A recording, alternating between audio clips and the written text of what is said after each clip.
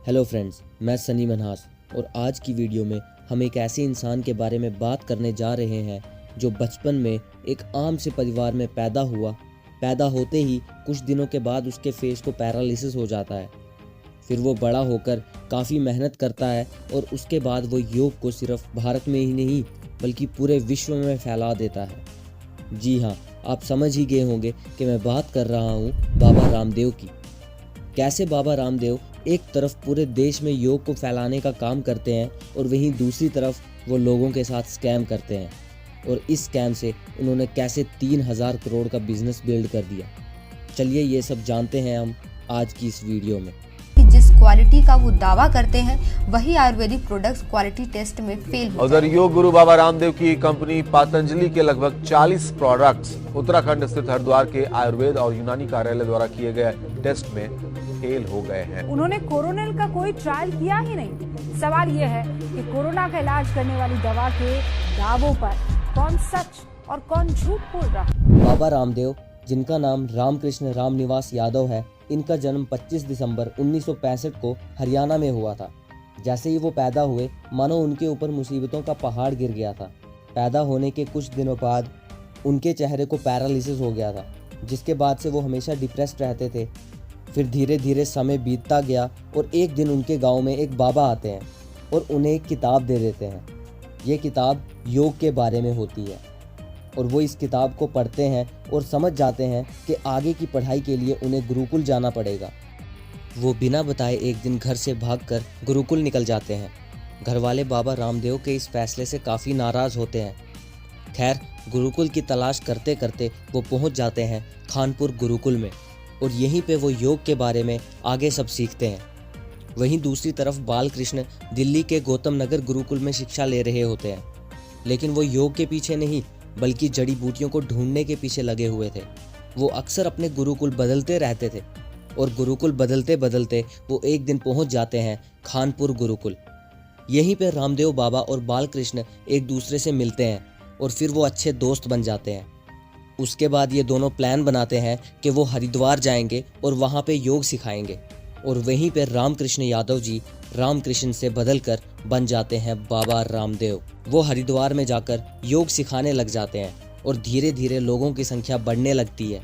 बाबा रामदेव चाहते थे कि और लोग भी योग सीखें। 1990 से ही वो लोगों को योग सिखाते थे, लेकिन वो सिर्फ लिमिटेड लोगों को ही योग सिखा पा रहे थे। और फिर 2022 में उन्हें एक बढ़िया प्लेटफॉर्म मिल गया और ये प्लेटफॉर्म था संस्कार टीवी। 2022 से अब रामदेव बाबा टीवी पे आने लगे थे। अब वो जो भी अपने योग में सिखाते थे वो पूरा देश देख रहा था। और योग के साथ साथ बाबा रामदेव में एक और खूबी भी थी, वो बोलते बहुत अच्छा थे, जिसकी वजह से उनकी एक फ़ैन फॉलोइंग बन चुकी थी। अब वो जो कहते थे उनकी फ़ैन फॉलोइंग के लिए वो बात पत्थर की लकीर बन जाती थी। बात करते हैं बाबा रामदेव की कंपनी के बारे में। साल 2006 में पतंजलि भारत में आई। बालकृष्ण और बाबा रामदेव ने मिलकर इस कंपनी को स्टार्ट किया। रामदेव बाबा इस कंपनी के फेस बन चुके थे और बालकृष्ण इस कंपनी को चला रहा था। आज की डेट में आप देखो तो पतंजलि ने काफ़ी बड़ी बड़ी कंपनीज को पीछे छोड़ दिया है, जिसमें डाबर भी एक नाम है। ये कंपनी इतने आगे इसलिए निकली क्योंकि इनकी मार्केटिंग स्किल्स काफ़ी बढ़िया थी। आपने देखा होगा जब भी रामदेव बाबा योग करवाते थे वो अपने प्रोडक्ट्स को ज़रूर साथ में रखते थे और उनकी प्रमोशन भी करते थे। वर्जिन ऑयल्स, वर्जिन और एक्स्ट्रा वर्जिन कोकोनट ऑयल भी आपको 2 तरह का देते हैं। बाबा रामदेव जिस भी प्रोडक्ट की प्रमोशन करते थे लोग अक्सर उस प्रोडक्ट को खरीद लेते थे, क्योंकि वो रामदेव बाबा की बात को कभी टाल नहीं सकते थे। इस वजह से कंपनी काफ़ी ग्रो कर रही थी।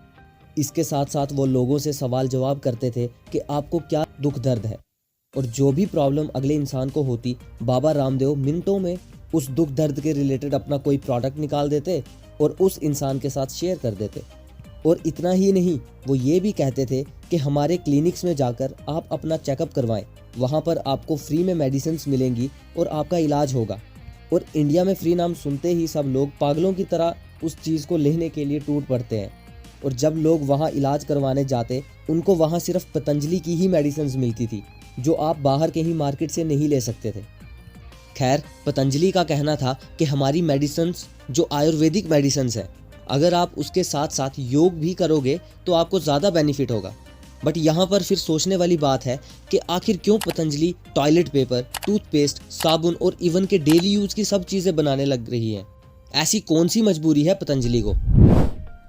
क्या आपको पता है पतंजलि एक नॉन वेज प्रोडक्ट को वेज मार्क करके मार्केट में बेच रहा है? पहली बारी में सुनकर मुझे भी यकीन नहीं हुआ था, लेकिन ये सही है। पतंजलि का एक प्रोडक्ट है दिव्य मंजन नाम से, जो एक्चुअली में दंत मंजन है। इस प्रोडक्ट को वो नॉन वेज से वेज मार्क करके मार्केट में बेच रहे हैं। एक लॉयर शाशा जैन ने पतंजलि को एक लीगल नोटिस भेजा था, जिसमें यह था कि पतंजलि समुद्र फेन का यूज़ इस प्रोडक्ट में कर रही है।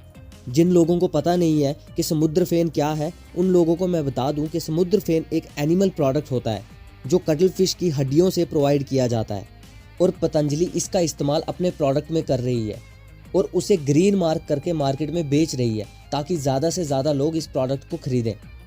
पतंजलि का इस नोटिस के रिलेटेड कोई जवाब नहीं आया है। पतंजलि अपने प्रोडक्ट्स को बेशक सस्ते दामों में बेच रहा है, लेकिन वो अपने प्रोडक्ट्स की क्वालिटी को बिल्कुल ख़त्म कर देते हैं। पतंजलि का एक प्रोडक्ट आता है दिव्य आंवला जूस नाम से। जब इसका लैब टेस्ट किया गया तो जो एक्चुअल पीएच वैल्यू इसका होना चाहिए था, ये उससे भी कम था। मतलब कि आप आंवला जूस अपनी हेल्थ को अच्छा रखने के लिए पीते तो ये आपकी हेल्थ को अच्छा होने के बजाय उसे और ख़राब कर देता। इसके बाद गवर्नमेंट की रिपोर्ट और एक नोटिस आने के बाद भी कंपनी ने इसमें कुछ बदलाव नहीं किया, और बालकृष्ण ने तो ये कहा कि इससे कोई हमारी इमेज को ख़राब करना चाह रहा है। जब ये प्रोडक्ट क्वालिटी टेस्ट में फेल हो गए तो सारी आर्मी कैंटीन से इस प्रोडक्ट को हटा दिया गया था। खैर, ये तो मैंने सिर्फ एक प्रोडक्ट टेस्ट के बारे में आपको बताया। ऐसे और भी बहुत से प्रोडक्ट्स हैं इनके जो क्वालिटी टेस्ट में फेल हो चुके हैं। चलिए आपको इनके सबसे बड़े स्कैम के बारे में बता देते हैं। कोरोना तो आप सबको याद ही होगा। पूरी दुनिया में कोरोना लोगों की जान ले रहा था। लोगों के पास जान बचाने के लिए कोई रास्ता नहीं था। लोग करें तो आखिर करें क्या, किसी को कुछ समझ नहीं आ रहा था। WHO ने लाखों रुपए खर्च दिए थे इस कोरोना नाम की बीमारी का इलाज ढूंढने में, लेकिन उनके हाथ भी कुछ नहीं लग रहा था। और फिर क्या था? फिर एंट्री होती है कोरोनिल की। बाबा रामदेव और उनकी टीम ने मीडिया के सामने ये बोला कि उन्हें कोरोना की दवाई मिल गई है, और इस दवाई का नाम है कोरोनिल। इस कोरोनिल किट का टोटल प्राइस 500 से 600 के करीब था, और बाबा रामदेव की फैन फॉलोइंग, या ये भी कह सकते हैं कि उनकी लॉयल फैन फॉलोइंग ने जाते ही ये किट खरीद ली। कुछ दिन गुजरे और लोगों को शक हुआ कि सच में इससे कोरोना ठीक होता है, तो उसका सीधा जवाब था नहीं। देखो, अगर आप जब भी किसी मेडिसिन को पब्लिकली लॉन्च करवाना चाहते हैं तो उस मेडिसिन के ऊपर काफ़ी रिसर्च होती है, डीप स्टडी की जाती है। लेकिन पतंजलि की स्टडी तो देखो, 100 पेशेंट्स पे उन्होंने कोरोनिल का टेस्ट किया, और उनमें से 3 मेल थे और बाकी सब फीमेल, और 5 लोग तो एक्सपेरिमेंट शुरू होने से पहले ही भाग गए थे। बाकी 50 लोगों को प्लेसिबो दिया गया और 45 लोगों को कोरोनिल। जो लोग कोरोनिल लेते हैं उनकी हेल्थ ठीक हो जाती है, और जो लोग प्लेसिबो लेते हैं उनकी हेल्थ भी ठीक होती है, बट कोरोनिल के मुकाबले में बहुत कम। और मज़े की बात तो ये थी कि जिन लोगों पे टेस्ट किए गए थे वो सब एसिम्प्टोमेटिक थे, यानी कि उन्हें कोई सिम्टम्स ही नहीं थे। पहले बाबा रामदेव की टीम ने मीडिया के सामने आकर कहा कि हमने कोरोना की दवाई ढूंढ ली है, और लास्ट में बालकृष्ण जी ने मीडिया के सामने आकर कहा कि पतंजलि ने कभी ये कहा ही नहीं था कि ये कोरोना ठीक करेगी, ये तो बस एक इम्यूनिटी बूस्टर है। दवाई के अंदर तो ये हमने कहा ही नहीं कि ये हम कोरोना को जो है कंट्रोल करते हैं। क्यों? देखिए, आप बेशक योग करें, योग करना हमारी सेहत के लिए बहुत ज़रूरी है, और योग का प्रचार करने वाले भी देश को बहुत दूर तक लेकर जाते हैं। पतंजलि अपने प्रोडक्ट्स को कंटिन्यू बनाए, लेकिन क्वालिटी टेस्ट तो पास करे। लोगों के विश्वास के साथ तो ना खेले।